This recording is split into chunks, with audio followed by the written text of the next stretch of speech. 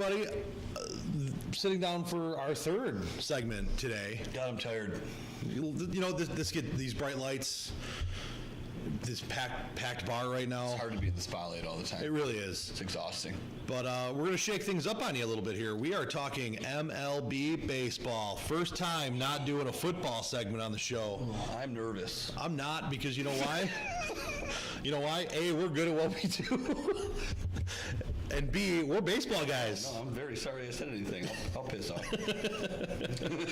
But I mean, we are baseball guys. Amongst all of our friends, we're the baseball guys. Yeah, you know. So I mean, we kind of know what we were talking about with a lot of this stuff. That's all. Lo and behold, and I mean, so we started filming this podcast prior to week 1 of the NFL season, and there was too far into baseball to do a full breakdown of any kind or talk about anything of hype that was going on, because there was just too much with football, and we wanted to hit the ground running with what was on everybody's mind.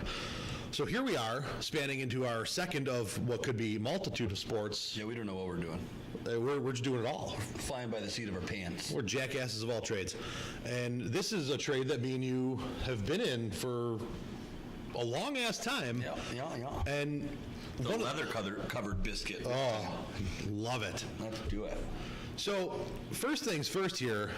After 162 games. Not enough. Wasn't enough. Not enough. We needed game 163. Not once, but twice. 2 of them. Two. What a day in baseball. Oh, my God. That was fun to watch. I was firmly planted to my couch yesterday, and that was great. What a great day. 163 is twice. It's 162 games. Just couldn't hack it. Just to see who could win a division. Yeah. It was great. And now here's the part that's super messed up.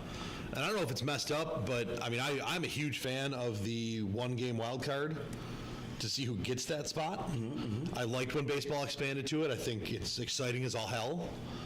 And if you don't want to play in that game, win your division. I mean, people cry about it, but that's the answer. I have mixed feelings on the 1 game. It's very, very exciting. I think it's good for the sport from a fan base perspective, but I have a hard time with a game that, I mean, our season's 162. The playoffs are extended series. It's not, you know, the NFL plays 16 games, so 1-game playoffs make a lot of sense to me. Right. So part of me has a hard time with the fact that you're one and done in a sport that is built on longevity, but it is fun to watch. It's exciting, so I can't fully take away from it. I agree. And I mean, and I'm being a high school baseball coach. Like all high school baseball playoffs in public school are one and done, and it sucks because there are times that you have that, you know, we're the better team overall. If we played a 100-game series, we win 97 of them. But if your rotation doesn't line up one day, or you just have that guy that's has a rough day, or you know, the ball just doesn't fall for you that day. I mean, you know, it comes down to a lot. But it came down to 163, 2 games won, and the two teams won. The 2 teams that lost have to play tonight. Yeah, quick turnaround against each other. Well, it's not each other. I thought it was. No, the Rockies played the Dodgers. You know what? You're right. That's okay. I apologize. The Cubs played Milwaukee. When I woke up this morning, my brain went, oh my God, they have to play each other again. That would have been uber exciting, but that would have defeated the purpose of game 163. Oh, right. But my point was the 2 teams that lost play each other. Oh, yeah. So there, okay. We confused ourselves. It happens. We're not perfect all the time. So yeah, the 2 losers got to rally out of a wild card game just to go back to where they came from, essentially. So that's going to be very interesting. Yeah. But now it's the real deal, one and done. Yeah. So John Lester on the mound for the Cubs, that's going to be good for them, I assume, as long as no one's on first base. And then who knows what goes on. Free bags. I don't know. Free 90s. That still blows my mind is how you can just how you get to the show and you can't throw to first anymore. Yeah. It's like Rube Baker. Give him some magazines or something. It makes for a career you. For those of you who are playing the home game, go watch Major League 2. Yeah. Watch the first one first. Yeah. Do yourself the due diligence. They're both worth your time. They are. Don't waste your time with 3. Stay away from the third one. Yeah. Unless you're bored and high one day, it'll be a good time. Then Lance the Dance will be a great time for you. The best part about, and not only that, but now these 2 teams that just lost game 163, the winner of wild card game gets to go face the Brew Crew, who have been They're hot at the Tearing right it time. up. That's how you want to go into the playoffs, and I would not want to play in Milwaukee right now. No, I would like to be in that locker room. I would like to be part of that organization right now. Absolutely. That's Craig Counsell went through some rough years. I'm sure he's quite satisfied right now. Yeah, and that's a small copious shout out to a kid that I had drafted out of high school, LG Castillo, who's down there living it up with them on their rookie program and with their young boys. But he told me yesterday when I was talking to him that it's absolutely surreal down there right now. Oh, I'm sure. And they're just having a blast. Yeah, be a part of the conversation. Yeah. The other one and done, the Yanks and the A's. So a common theme on our football segments is that the Yankees suck. Yankees blow. The Yankees are bad. They're atrocious. They're not good. Hate everything about the Yankees. The A's win this game. Yeah. I mean, that's all there is to it. However, listen, and this is going to be a good game because the A's are no joke, and they're the Moneyball squad that's going to come in and scrap at you, and they're going to make it tough. I think the Yankees have a better lineup on paper. I think Aaron Boone is a bad manager and will find a way to squabble this somehow. Yeah. Whether they get past the A's, they don't get past the Red Sox. I think the moves that Aaron Boone makes with his bullpen, I just don't understand him. I don't think he knows how to use a bullpen, and I think he's going to ruin it for himself. And I'm sorry, I don't care. The Yankees this year set the all-time record for most home runs by a single club. And that sandbox they play in. Yeah, and not for nothing, but we've seen it every year. The playoffs don't come down to the long ball. The playoffs comes out of defense and pitching. It's a different game in the postseason. It is. It's just how there is to it. You can watch 162, and I was just having this conversation with somebody the other day. I mean, you can find a spot in the 6th or 7th inning where, you're down 1 or 2, and I probably could have manufactured a run, and you watch managers just let people swing free, looking for the 4-run bomb to really switch the thing. But now you get to the postseason, and I guarantee now that bunt goes down, the double switches come out. It's a different baseball game, and I feel that is going right over Aaron Boone's head. Yeah, and I mean, we saw it last year. The reason the Astros did what they did and won it last year was because of their pitching staff. They played baseball. And they played baseball. They played small ball. Oh, and guess what? And they could long ball. Yeah. And when they had to, they did. I don't think the Yanks have that diversity. I think we're going to beat you 10-9 or... Yeah. I mean, and don't get me wrong, they have the offensive firepower to destroy you. So it is possible that it happens, but it's just the trend seems to be that it is not what comes out in the playoffs, especially because the playoffs are a decent stretch of time, and offense can be streaky. Yep. So if you're not all dialed in at the same time and you're relying on one guy, you're in trouble. Because the 162 is nice. You can have those ups and downs and still get through a season. But now when I'm crunched into 1 game, 5 games, 7 games, if I hit a cold streak, I'm in trouble. Yeah. If I don't have pitching and defense to fall back on. And like I said, between the managerial issues and the pitching staff, which I just don't believe is up to snuff, the traditional Yankees go to, we're just going to hit the long ball. We're going to hit the long ball. We're going to hit the long ball. Guess what? It doesn't always work in the postseason, as they found out. When was the last time they won? Oh, yeah, who cares? And now they don't have home field advantage. Correct. Well, in this game, they do. They do for the wild card. But then they go to Fenway against the record-setting team of most wins, which to me is far more impressive. Where they get to play at home. So that's going to be tough to get out of. Yeah.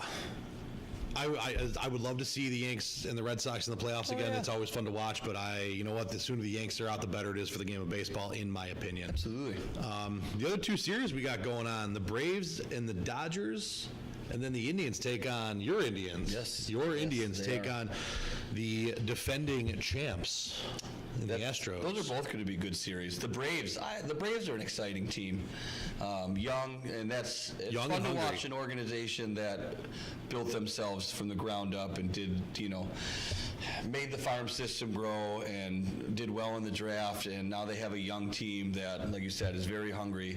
And they look like a team that is not going to blink in the face of diversity. I don't think, especially if you look at some of the stuff that went on this year with Acuna and stuff like that, I don't think that they're going to be fazed by the situation that they're in. Nope. And I think the Dodgers are in for a dogfight. Yeah.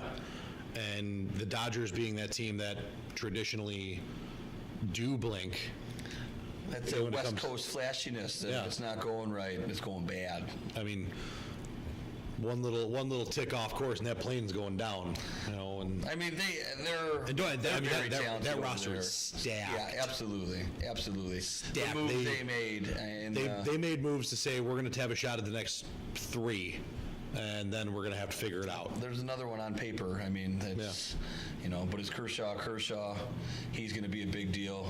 I mean, their starter last night looks like a stud again, which hopefully you get him game 3 or 4 in this series. So if you could bookend a Kershaw with that Buehler, that's nice, but I don't know, you got to watch. Right. You never know what's going to happen. So before I go into our little end segment on this, who's your pick to take it? The whole thing? Whole thing. Oh my God. Right here, right now. Who's your guy? Oh. We'll put a shot on it. Oh my God. Well, I was not prepared for this. I did not get this. You know what? I didn't pre-segment. I didn't plan this pre-segment. It's top of, flying by the seat of my pants here. Who wins it all? Who wins it? You know what? I don't think it's Boston. I think it should be Boston, but I think they're going to find a way to trip over themselves. I really think it comes out of the NL, and I'm going to take myself some Atlanta Braves. It's weird. I just got a weird feeling about the Atlanta Braves. I don't know if it's a little homegrown pride for me. I don't know what it is. I don't know if, I like the name.